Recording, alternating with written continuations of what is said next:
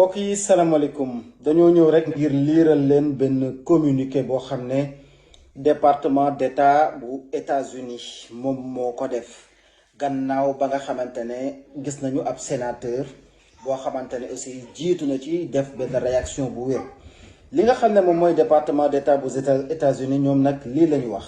ki nga xam ne moom mooy porte-parole bi di Matthew Miller lii la wax. nee na États-Unis ñoom kat dañoo jaaxle lool préoccupé bu baax a baax ci mesure yi nga xamante ne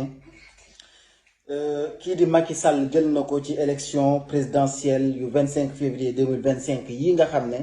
nee na daf koy reporter. nee nañu loolu àndul méngoowul ak li nga xamante ne moom mooy tradition démocratique bu Sénégal te Sénégal lañ ko xamee ci wàllum démocratie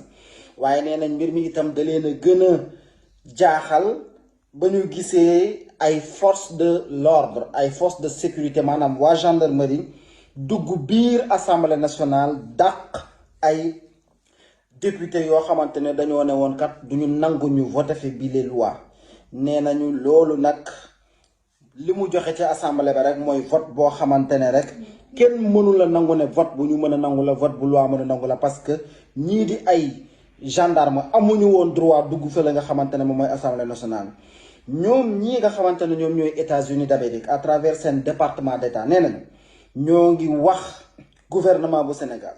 mu organiser élection yi ci lu mu gën a gaawee comme ni ko constitution bi waxee ak li nga xamante ne moom mooy suñu loi électorale. nee nañ ñu ngi woo ñii nga xam ne également ñooy gouvernement bu Sénégal ñu rétablir ci lu mu gën a gaawee li nga xamante ne moom mooy internet bi ba sénégalais yépp jot ci internet ba ñëpp am liberté bi nga xamante ne moo leen mën a may ñu mën a daje def seeni manifestation def li nga xamante exprimer li nga xamante ne moom mooy seeni xalaat. ñi nga xam ne itam ñoom ñooy journalistes yi ñoom it nañ leen jox seen cër jox seen place ba ñoom it ñu mën a def seen émission nañu ko bëggee loolu mooy li nga xamante ne moom mooy démocratie. États-Unis d'Amérique nee nañu ñi ngi taxaw am engagement bu wér. di ànd ak ñëpp ñi nga xam ñoom ñooy partenaires régionaux yi nga xamante ne souvent ñooy liggéey ak Sénégal pour xool mbir mi naka lay évoluer jërë ngeen jëf.